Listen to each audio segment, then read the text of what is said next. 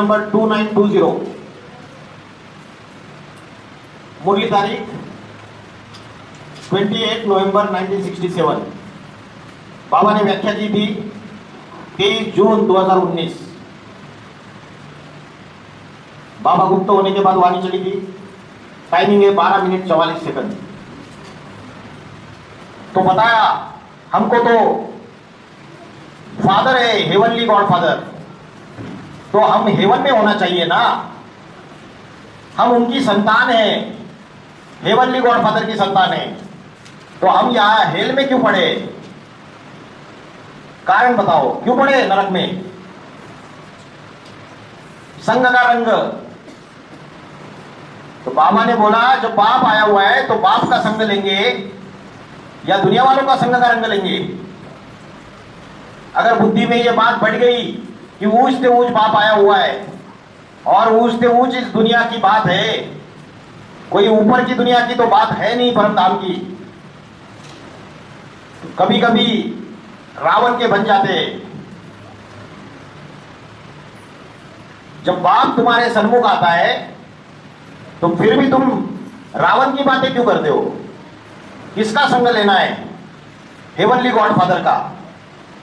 तो पूछा वो हेवनली गॉड फादर साकार है या मर गया?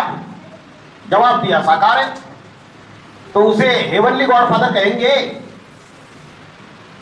2019 में जब क्लैरिफिकेशन दिया तो पूछा उसे हेवनली गॉड फादर कहेंगे? क्या उसका हेवन के ऊपर कब्जा है? अब खुद का ही कब्जा नहीं है तो हेवनली गॉड फादर कहां हुआ? वो हेवनली गॉड फादर खुद बने, हेवन के ऊपर उसका कब्जा बने, तब कहेंगे हेवनली गॉड फादर है। तो पता चला हम हेल में क्यों पड़े?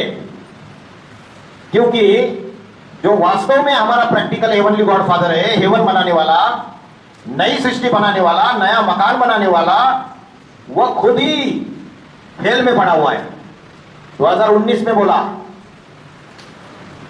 पुराने मकान में तो पहले तो उसको कहां पहुंचना पड़े?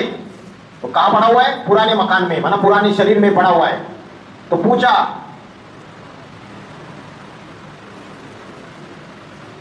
क्या बोला? खुद ही हेल में पड़ा हुआ है, पुराने मकान में पड़ा हुआ है, तो पहले तो उसको कहां पहुंचना पड़े? नए मकान में पहुंचना पड़े, क्योंकि उसका शरीर बीमार रोगी परेशान है। शरीर बीमार है तो बोला जो हेवनली गॉड फादर है उसका खुद ही अभी हेवन के ऊपर कब्जा नहीं है, तो बच्चे भी हेवन में कैसे जाएंगे? तो बोला पहले उसको कहां पहुंचना पड़े? नए मकान में पहुंचना पड़े जहां दुख का नामो निशान ना हो। कौन से दुख का? तन के दुख का, कर्मेंद्रियों के दुख का, ज्ञानेंद्रियों के दुख का, वाइब्रेशन के दुख का या दृष्टि के दुख का, कोई भी प्रकार का दुख अनुभव ना करे, तब कहेंगे उस साकार को हेवनली गॉड फादर। क्या बोला? दुख का नामो निशान ना हो, उसको अपना पुराना शरीर से निकलकर नए मकान में पहुंचना पड़े, नए शरीर में पहुंचना पड़े। और जब नए मकान में पहुंचेगा तब दुख का नामो निशान ना हो, कोई तन की बीमारी ना हो, कोई कर्मेंद्रियों का दुख ना हो, कोई ज्ञानेंद्रियों का दुख ना हो। आंख में मोतीबिंदु हो गया, आंखों में से पानी निकल रहा है, दर्द हो रहा है, बार बार आई ड्रॉप डालना पड़ रहा है। बाबा को बार बार आई ड्रॉप डालना पड़ता था। कान में भी समस्या थी, पल्स जमा होता था, ईयर ड्रॉप भी डालना पड़ता था। दांत सारे निकले हुए थे, सारे दांत फिर नए बिठाए थे, है?